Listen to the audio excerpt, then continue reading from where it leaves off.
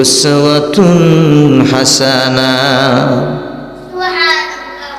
আল্লাহ রাব্বুল আলামিন বলেছেন, আমার বন্ধুর আদর্শ চরিত্র তোমাদের জন্য উত্তম শিক্ষা। নবী পাকের জীবন জিন্দেগি আলোচনা করলে আমরা শিক্ষা নিতে পারি, ঠিক কিনা? ওই নবীজিকে ভাইরাল হওয়ার নেশায় কিছু লোক, আপনার আমার মতো আমাদের মতো কিছু মৌলবী ভাইরাল হওয়ার দান্দায় পরিকল্পিতভাবে এমন জায়গায় হিট করে, তারা মনে করে যদি এই জায়গায় হিট করা যায় তাইলে ভাইরাল হওয়া যাবে। নাউজুবিল্লাহ বলেন। এর জন্য নবী পাকের সম্মান আজমত নিয়ে যারাই তুচ্ছ তাচ্ছিল্য করেছে, যারাই নবী পাকের সম্মান আজমতকে ছোট্ট করে দেখেছে, ছোট্ট করে বর্ণনা করেছে, আল্লাহ রাব্বুল আলামিন দুনিয়াতেও তাদেরকে বেইজ্জতি আল্লাহ পাক করেছেন। কিয়ামতের ময়দানে আল্লাহ রাব্বুল আলামিন এদেরকে জিল্লতি দান করবেন। বলুন নাউজুবিল্লাহ। কারণ নবী পাকের সম্মান আজমতকে যারাই ছোট্টখাটো করে দেখেছে, আলোচনা করেছে, যারাই ছোট্ট করতে চেয়েছে, আল্লাহ রাব্বুল আলামিন তাদেরকে বেইজ্জতি করেছেন। বলেন নাউজুবিল্লাহ। কারণ নবী পাককে তুচ্ছ তাচ্ছিল্য করা যারাই করবে তাদের ঈমানটা চলে যাবে, ঠিক কিনা? নবী পাকের চরিত্র কেমন ছিল, কেমন চরিত্রের অধিকারী ছিলেন আপনার আমার নবী পাকের হাদিস, নবী যখন রাস্তা দিয়ে পথ চলতেন, হাঁটতেন, নবীজি বলতেন ওয়ালাইকুমুস সালাম, ওয়ালাইকুমুস সালাম, ওয়ালাইকুমুস সালাম। সাহাবীরা বলতেন, কি গো নবী, আপনি পথ হাঁটতেছেন, সামনে কোনো মানুষ দেখি না, ডানে কোনো মানুষ দেখতেছি না, বামেও মানুষ দেখি না, আপনি কার সালামের উত্তর দিচ্ছেন বা কারাই আপনাকে সালাম দিচ্ছে? নবীজি বললেন, ও সাহাবীরা, আমি নবী যা দেখি যা শুনি তোমরা তা শোনো না, দেখো না। আমি নবী যখন রাস্তা দিয়ে হাঁটি, পথ চলি রে, চলার সঙ্গে সঙ্গে গাছপালা, তরুলতা, বৃক্ষরাজি আমি নবীকে দেখার সঙ্গে সঙ্গে তারা সালাম প্রদান করে, আর আমি নবী এদের সালামের জবাব দিয়ে থাকি। তিনি ছিলেন রাহমাতুল লিল আলামিন। এই নবীকে যদি কেউ বলে সাধারণ মানুষ, আমার মতো, তোমার মতো, অমুক মতো, থবুক মতো, নিশ্চয়ই সেটা গাঁজাখুরি কথা আছে, না কিছু হবে না। আপনার আমার নবী এমন নবী, রহমতের নবী, মায়ের নবী, যেই নবীকে আল্লাহ রাব্বুল আলামিন সব কিছুর আগে তার নূর মুবারককে সৃষ্টি করেছেন। বলুন সুবহানাল্লাহ। এই যে মনে করেন ভিআইপি লোকেরা, প্রধানমন্ত্রী বলেন, হ্যাঁ মন্ত্রী এমপিরাই বলেন, এদের ইজ্জত, এদের সম্মান আর আমাদের সম্মান কি এক? কারণ তারা ভিআইপি, রাষ্ট্রীয়ভাবে গভর্নমেন্টের কাছে তারা একটু মূল্য তাদের বেশি, কারণ তারা সরকারের গুরুত্বপূর্ণ লোক। আর আল্লাহ রাব্বুল আলামিন আলেম উলামাদের সম্মান মর্যাদা কঠিন কিয়ামতের ময়দানে যে কয়েক শ্রেণীর লোকেরা সুপারিশ করে করে লোকজনকে জান্নাতে পৌঁছাই দিবে, এর মধ্যে হয়েছে আলেম, ভালো আলেমরা, হক্কানি আলেমরা সুপারিশ করে করে চিনে চিনে তার মহব্বতের লোকদেরকে জান্নাত পর্যন্ত পৌঁছাই দিবে। বলুন সুবহানাল্লাহ। এর জন্য নবীজিকে আপনার মতো আমার মতো এইভাবে সেইভাবে তুচ্ছ তাচ্ছিল্য করে নবীর সম্মান আজমত নিয়ে টানা হেসরা করা যাবে না। যদি করেন নির্দ্বিধায় ঈমানটা চলে যাবে। নবীজি বলেছেন, লা ইউমিনু আহাদুকুম হাত্তা আকুনা আহাব্বা ইলাইহি মিন ওয়ালিদিহি ওয়া ওয়ালাদিহি ওয়ান নাসি আজমাইন।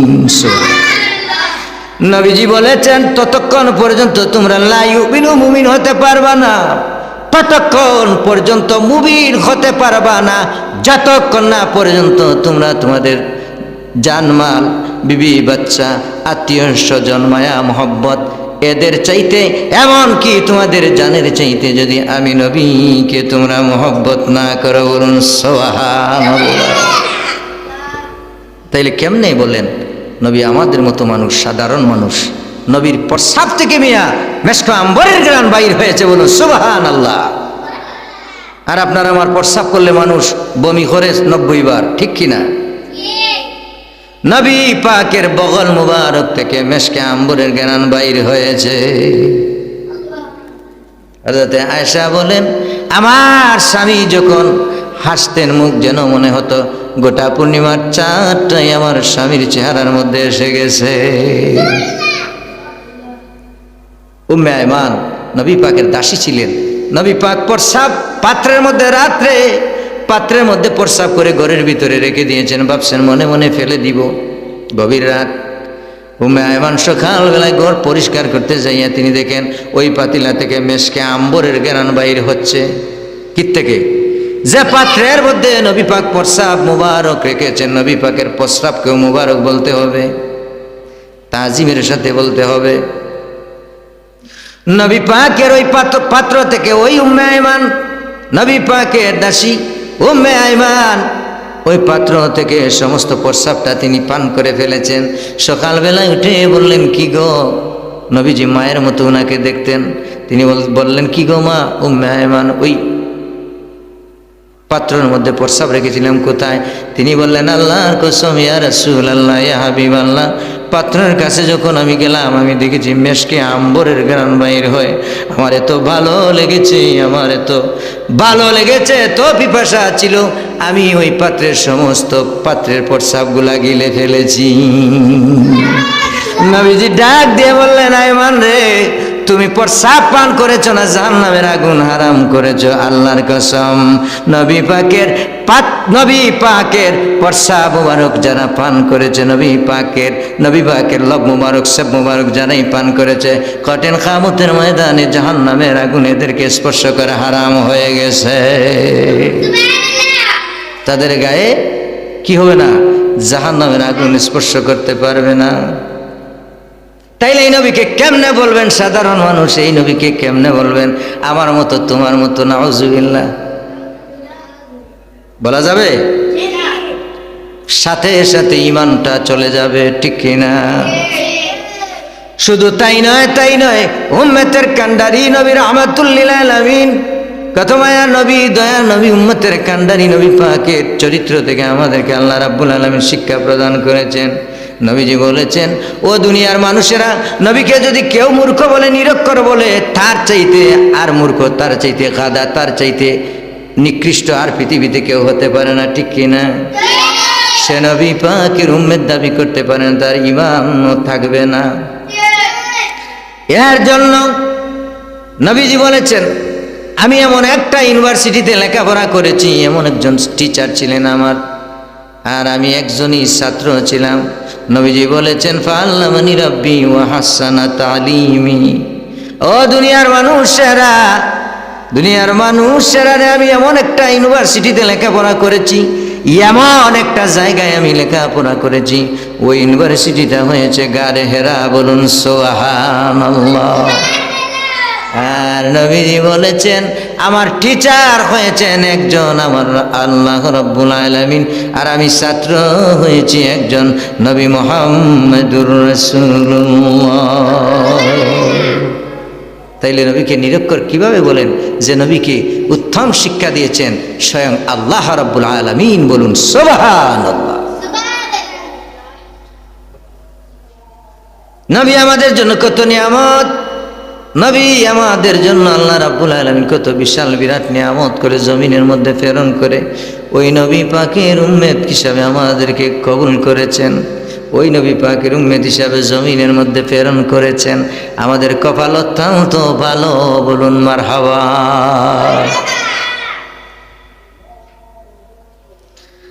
নবীজি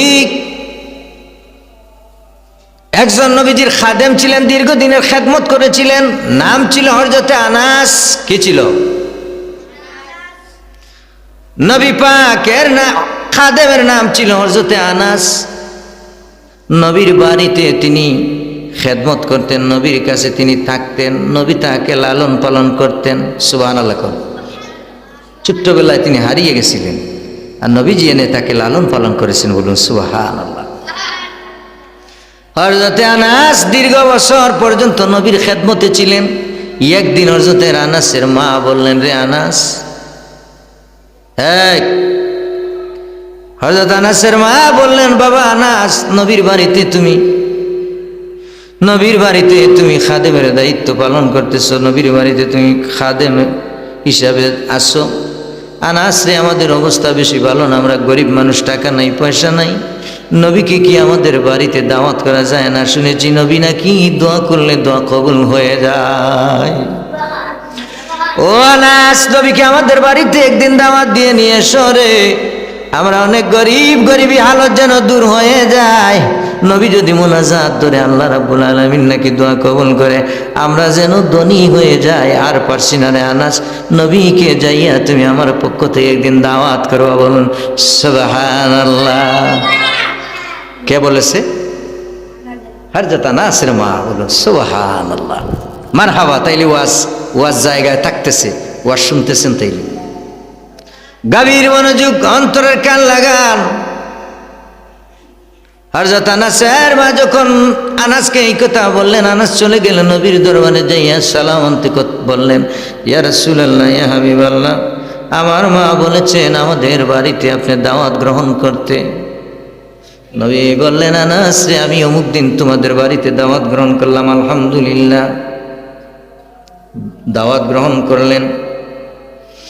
নবীজি দাওয়াত মতে আনাসের সঙ্গে একদিন তাদের বাড়িতে চলে গেলেন। আনাসের মা একবার ঘরের ভিতরে, আরেকবার বাহিরে আসে, একবার ঘরে যায় আবার বাহিরে আসে। হযরত আনাস বললেন, কি গো মা, নবীকে দাওয়াত করে নিয়ে আসলাম, তুমি একবার বাহিরে যাচ্ছ, আবার ভিতরে যাচ্ছ, কারণ কি বলবানি? হযরত আনাসের মা বললেন, ও বাবা আনাস, আল্লাহর কসম, আমি একবার বাহিরে যাই আবার ভিতরে আসি।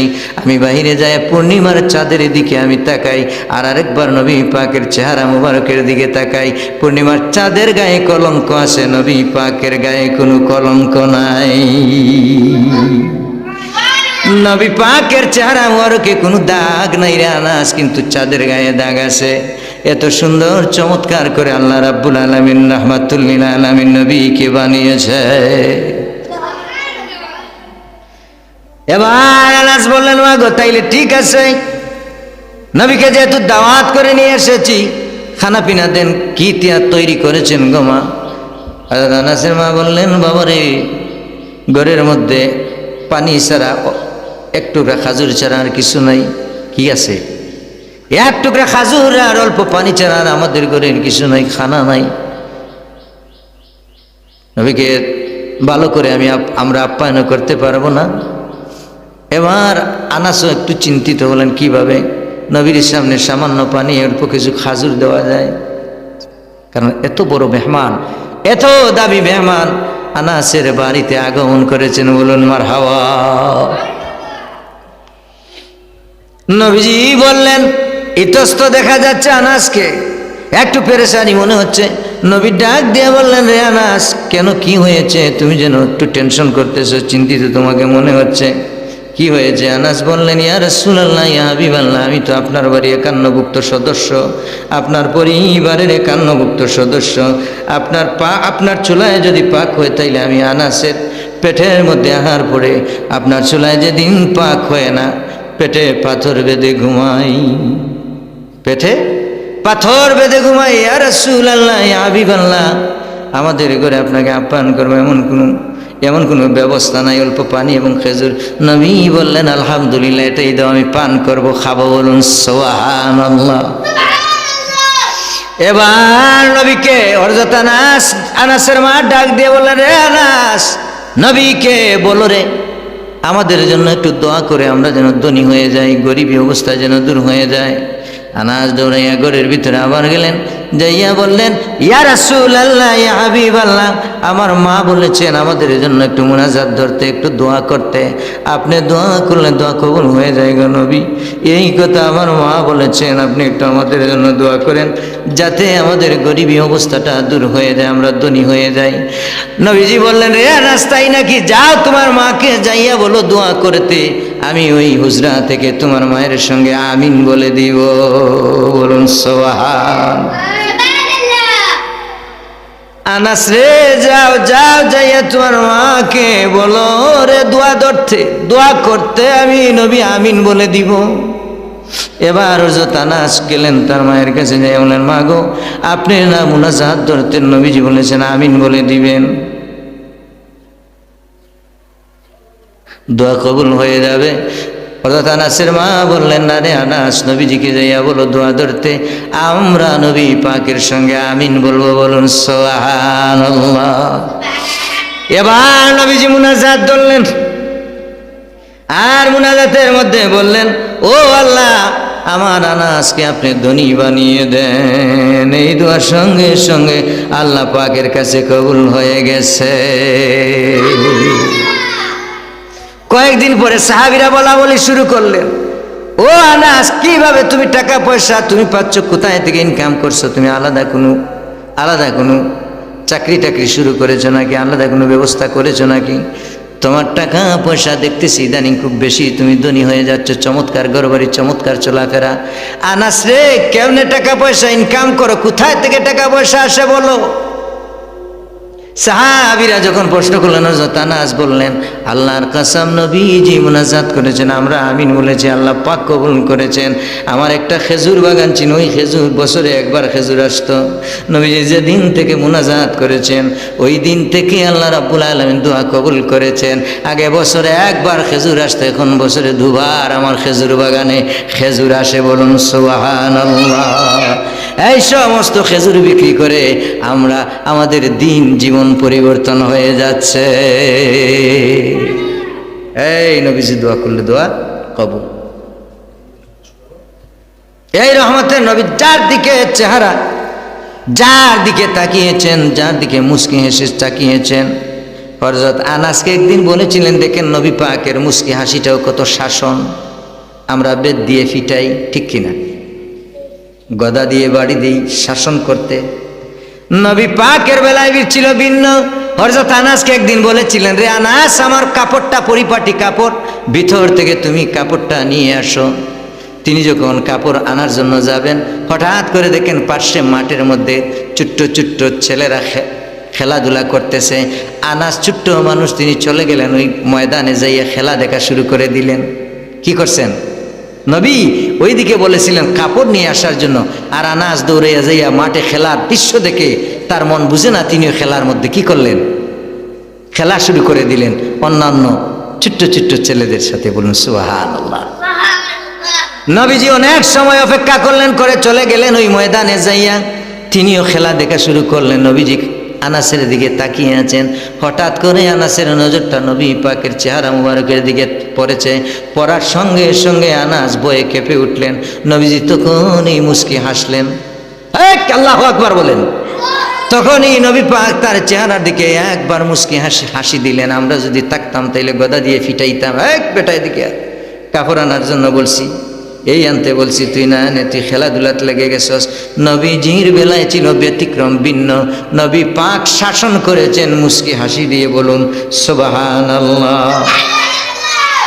নবীজি একবার মুস্কি হাসি দিয়ে আনাসের দিকে তাকাইলেন। তাকানোর সঙ্গে সঙ্গে ভয়ে আনাস তরতর করে কাঁপতেছে, কিন্তু নবী পাক হাসি দিয়েছেন। আনাস ভয় পেয়ে গেছেন। আনাস বলেন, আল্লাহর কসম, ওই দিন তাকে নবী পাকের মুস্কি হাসিটা আমার এত বেশি শাসন হিসাবে গ্রহণ করেছি। আর জীবনে কোনো দিন নবী পাক একটি কাজের কথা একবারের চাইতে দুবার আমাকে বলতে হয় নাই। একবারের চেয়ে দুবার আমাকে কোনো কাজের কথা বলতে হয় নাই। মুস্কি হাসিটা আমার বাকি জীবনটা আমাকে এমন শাসন করেছে, বাকি জিন্দেগিটা আমার সোজা করে দিয়েছে। এর জন্য নবী পাকের জীবনী থেকে, জিন্দেগি থেকে, নবী পাকের জীবন জিন্দেগি থেকে উত্তম শিক্ষা নিতে হবে। নবী পাকের শিক্ষা শুধু সারা জীবন জিন্দেগি আলোচনা করতে থাকি নবী পাকের চরিত্র থেকে আমাদের কি শিক্ষা নিয়েছি, কি শিক্ষা নিতে হবে, কত উত্তম সুন্দর শিক্ষা আল্লাহ রাব্বুল আলামিন আমাদের জন্য রেখে দিয়েছেন। আলোচনা করে কোনো দিন কোনো মানুষের পক্ষে শেষ করা সম্ভব হবে না, ঠিক কিনা বলো? নবী পাক সর্বমোট বিয়ে করেছেন কতটি? নবীজি সর্বমোট বিয়ে করেছেন 11টি। মক্কাতে করেছেন 10টি, বাকি সব করেছেন মদিনাতে। বলুন সুবহানাল্লাহ।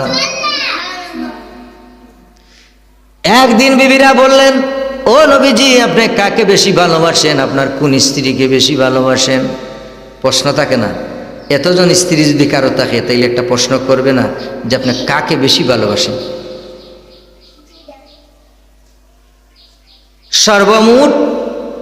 সর্বমোট নবী পাকের বিবি ছিলেন 13 জন, মক্কাতে করেছেন 10 জন, বাকি ছিল এরা মদিনায়। বলুন সুবহানাল্লাহ।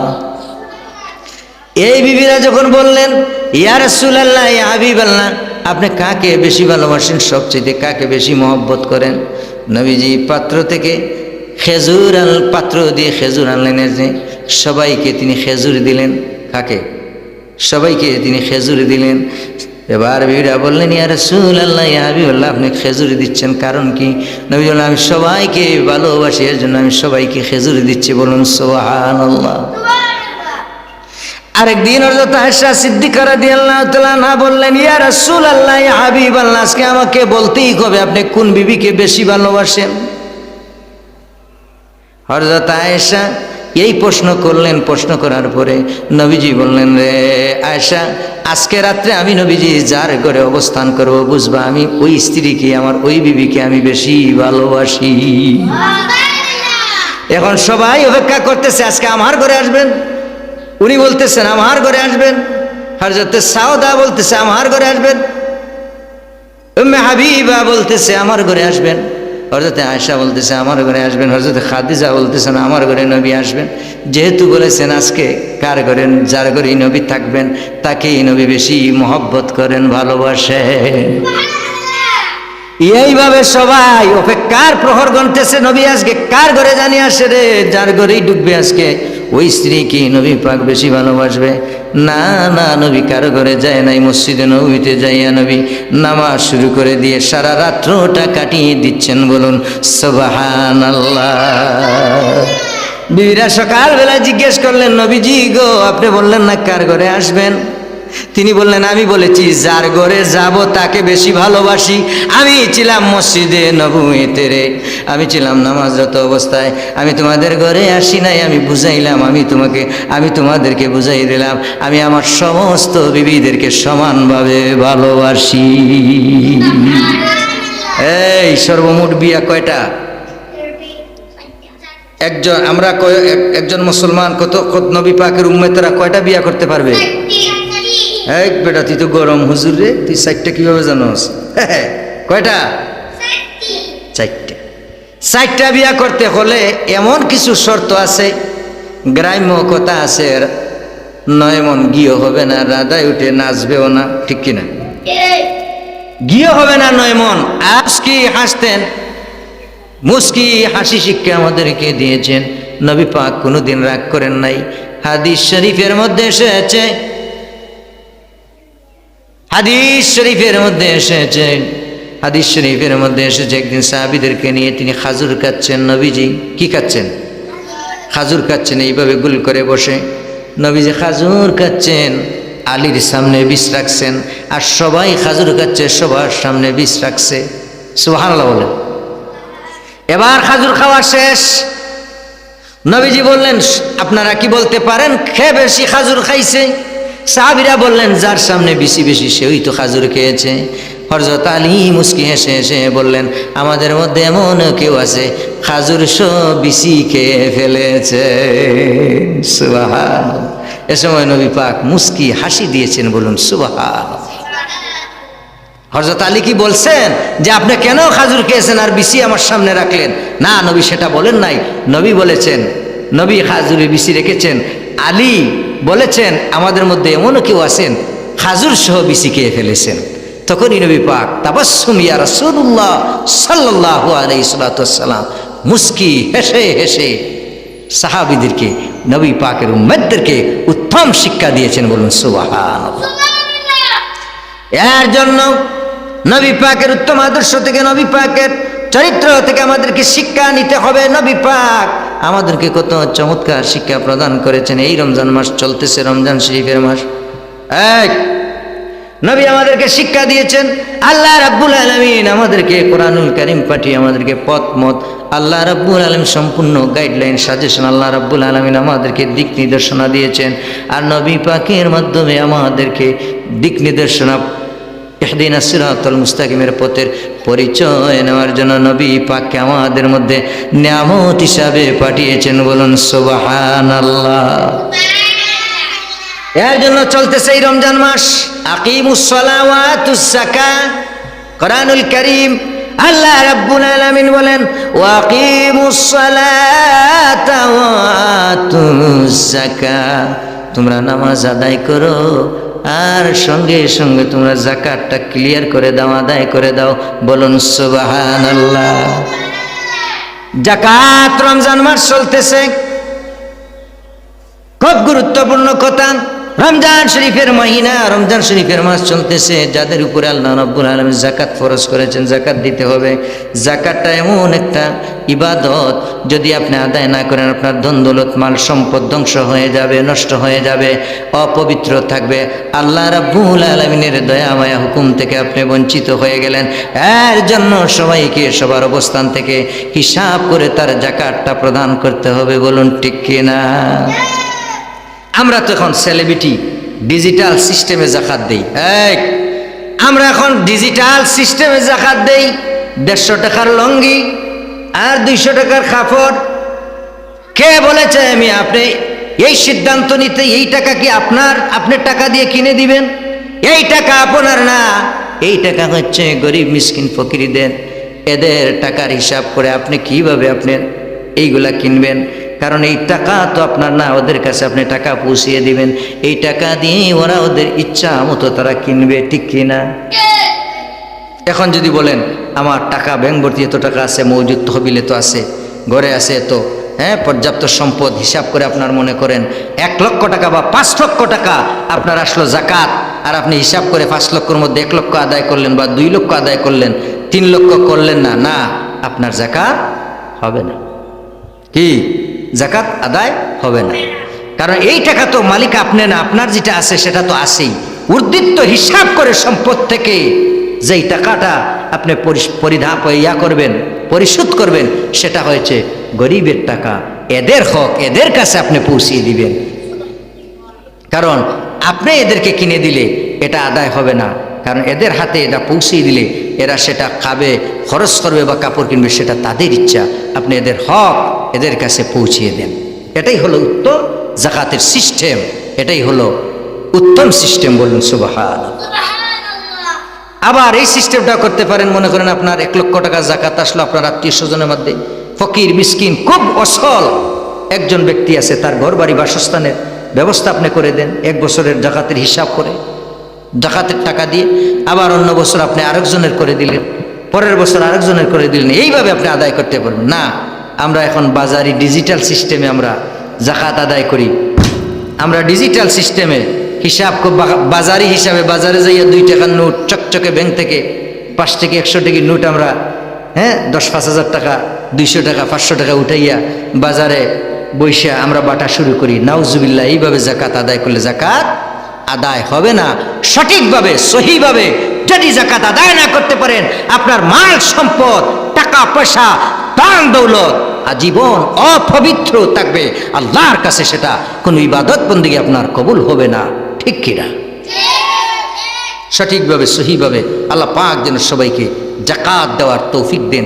হিসাব করে পরিপূর্ণভাবে পূর্ণাঙ্গভাবে আল্লাহ পাক রব্বুল আলামিন প্রত্যেককেই যার যার যত টাকা পয়সা আছে হিসাব মওজুদ তহবিল, এখান থেকে হিসাব করে আপনি মালেস নিসাবের হিসাবটা পরিপূর্ণভাবে করে আপনি গরিবের হক, ফকির, ইয়াতিম, মিসকিনদের হক তাদের হাতে আপনি সময়ের ভিতরে পৌঁছাই দিবেন। নতুবা আল্লাহর আদালতে কঠিন কিয়ামতের ময়দানে আপনাকে হিসাব প্রদান করতে হবে, ঠিক কিনা? হাদিস শরীফের মধ্যে এসেছে, নবী পাক বলেছেন কঠিন কিয়ামতের ময়দানে একটা সর্প, যারা যাকাত আদায় করে না, একটা সর্প হয়ে তার মাল, তার যাকাতটা একটা সর্পে পরিণত হয়ে তাকে কামড়াইতে থাকবে। হাদিসের আলোচনা, ওই সর্পটা যদি দুনিয়ার মধ্যে একবার শ্বাস ফেলতো, তার নিঃশ্বাসটা ফেলতো, তাইলে জমিনের আবাদকৃত সমস্ত ফসলাদি নষ্ট হয়ে যেত, আর কোনো দিন আবাদ করা জমিনে ফসল সম্ভব হতো না। কত বিষাক্ত এবং বিষধর সর্প, বলুন সুবহানাল্লাহ। এটা কে বানাইছে? আল্লাহ বানাবেন। ওই দিন তারা কামড়াইবে, ওই দিন কি করবে? তারা কামড় দিবে। ওই দিন প্রশ্ন করবে, ফেরেশতারা বলবে ওইটা ওই সর্পটা হয়েছে তোমার যাকাত, তুমি যাকাত দাও নাই, এর জন্য ওই সর্পটা তোমাকে কামড়ে দিতেছে। কি দিতেছে? এই কামড়ে দিতেছে। যদি কোনো সুস্থ মানুষের শরীরের মধ্যে ওই সর্পটা একটা আমার তো কামড় দেয়, দংশন করে, একবার দংশন করে, তাইলে 40 বৎসর পর্যন্ত তার গায়ের মধ্যে বিষ প্রক্রিয়া থাকবে। বলুন নাউজুবিল্লাহ। সাবধান, ডিজিটাল সিস্টেমে, আধুনিক সিস্টেমে মান গড়া জাকাত আদায় করবে না, জাকাত দিবেন না। জাকাত পরিপূর্ণভাবে হিসাব করে নিকটস্থ যারা ফিকাহবিদ, ফকি বা ইমাম সাহেব যিনি জানেন জান্নাওয়ালা, তাদের কাছ থেকে যাইয়া সঠিকভাবে হিসাব করে মালের পরিপূর্ণ হিসাব করে আপনি জাকাত আদায় করবেন। আল্লাহ পাক যেন সবাইকে তৌফিক দেন। সবাই বলেন আমিন। আর ফিতরা আমরা যারা দেই তারাও ফিতরা আদায় করবেন সরকারি হিসাব মতো। এবার কত জানি সিফা একটা হিসাব, সম্ভাব্য হিসাব দেওয়া হয়েছে কত? 128 না 29 না 150। সঠিক হিসাবটা আমরা স্পষ্টভাবে সবাইকে আমরা জানিয়ে দেব। এই ফিতরা কত করে দিতে হবে, সম্ভাব্য মনে 128 না 29 টাকা করে এবার দেওয়া লাগবে। এরপরে কেউ যদি বেশি দিতে চান সমস্যা নাই, এই হিসাবের উপরে যদি কেউ ফিতরা দিতে চান 150-200 টাকা করে, অনেকেই 5 জনে যদি 500 আসে, অনেকে 1000 টাকা পর্যন্ত দেয়, আছে না? 5000 টাকাও পর্যন্ত দেয়, কিন্তু সেটা পরিশোধ করে তারা দান করে। তারা কি করে? দান করে। আল্লাহ রাব্বুল আলামিন যেন আমাদেরকে দান খয়রাত করার, সদকা দেওয়ার, ফিতরা দেওয়ার, যাকাত দেওয়ার সঠিকভাবে ইবাদত বন্দেগী যেন আল্লাহ পাক কবুল করেন। সবাই বলেন আমিন। আল্লাহুম্মা সাল্লি আলা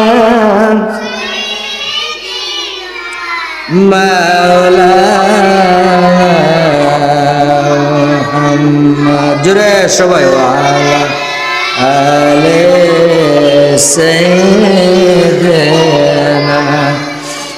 মাওলানা। নবীর নামে যার দিল ভাই, এ জগতে কাঁদবে না, রোজা সরে বৈজান তারা নবীর দেখা পাবে না। আল্লাহুম্মা সাল্লি আলা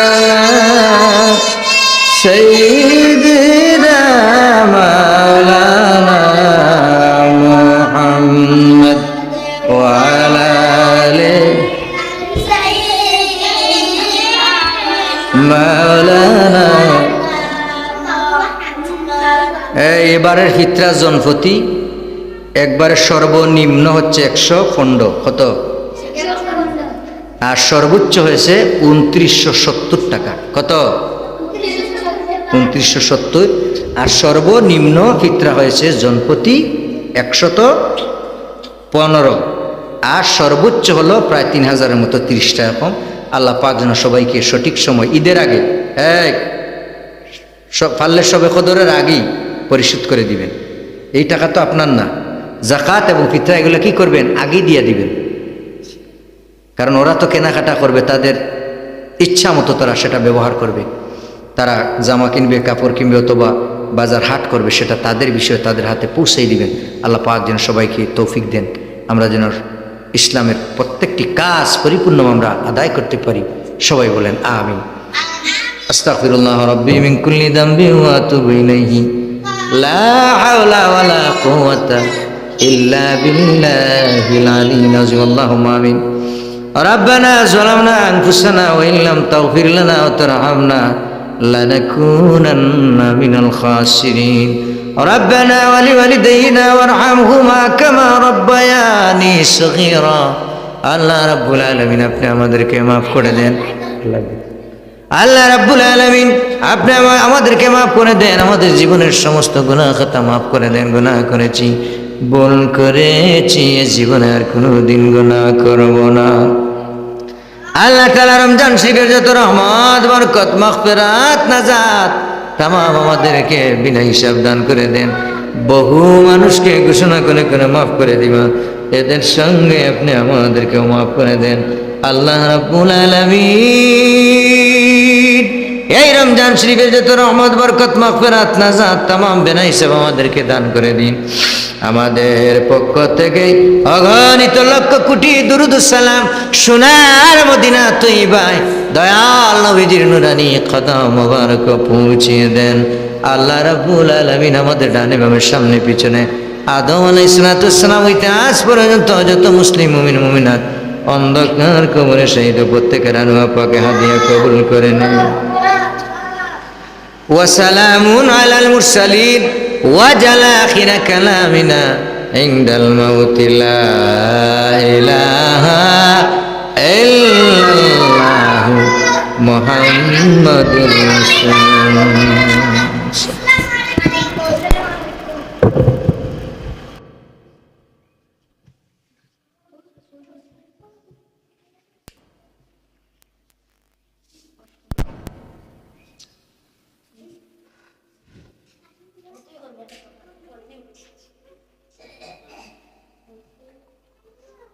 أعوذ بالله من الشيطان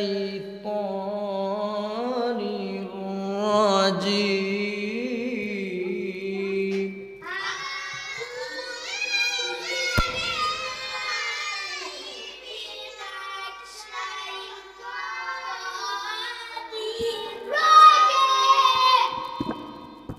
ওয়াইলুল লিসরাফারনি হলে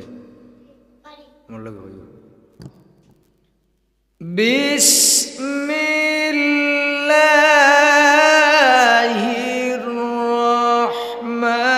রহমানির রহিম।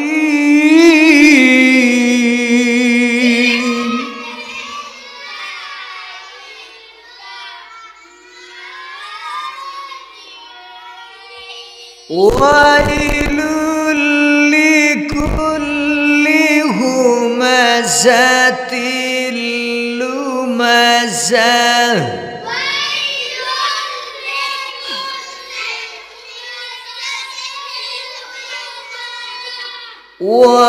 ওয়াইলুল লিকুল্লি হুমাযাতিল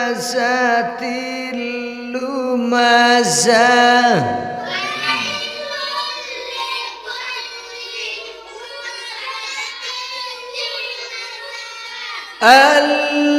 الذي جمع مالا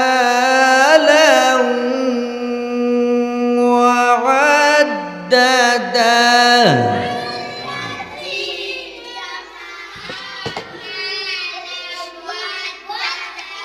مالا وعدده.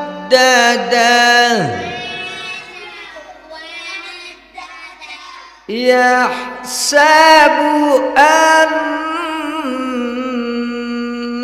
ماله أخلده.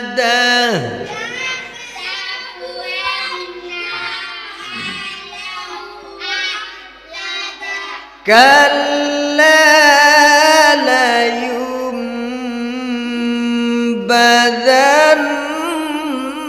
في الحطمة.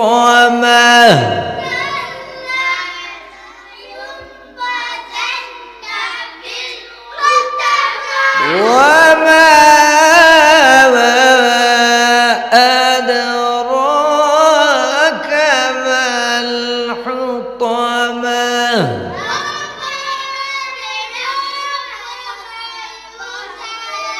نار الله الموقدة.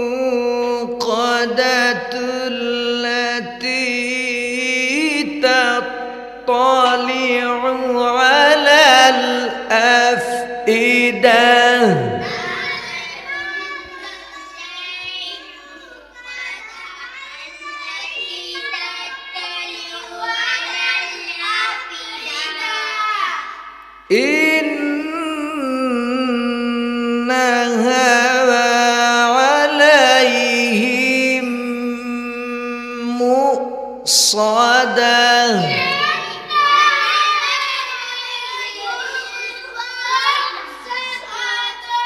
في عمد